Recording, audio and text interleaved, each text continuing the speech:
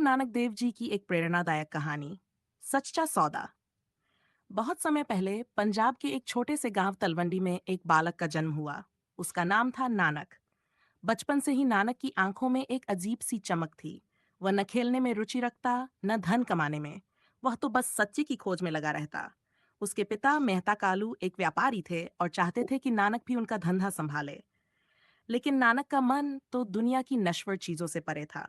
एक दिन नानक के पिता ने उसे कुछ पैसे दिए और कहा, बेटा जाओ, बाजार जाकर कुछ सामान खरीद लो जो हमें फायदा दे।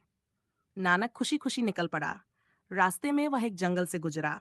वहां उसे कुछ भूखे सूखे साधु मिले। वे भूख से तड़प रहे थे। नानक का हृदय द्रवित हो गया।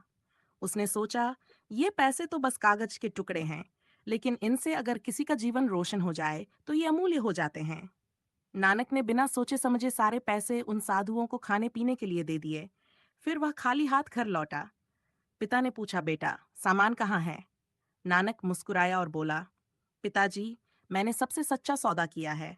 मैंने पैसे से भूखे साधुओं को भोजन दिया।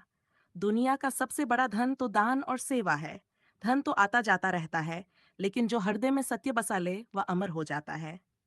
पिता पहले तो क्रोधित हुए, लेकिन नानक की बातों में इतनी गहराई थी कि वे चुप हो गए। धीरे धीरे नानक की ये शिक्षा पूरे गांव में फैल गई। लोग समझने लगे कि सच्ची संपत्ति तो प्रेम, करुणा और ईमानदारी में है। यही नानक बड़े होकर गुरु नानक देव जी बने, सिख धर्म के संस्थापक, जिनकी वाणी आज भी दुनिया को एक सूत्र में बांधती है। उनकी ये कहानी हमें सिखाती है कि जीवन का असली मोल तो दूसरों की मदद में है। नानक नाम चढ़दी कला, तेरे भाने सरबत दा भला।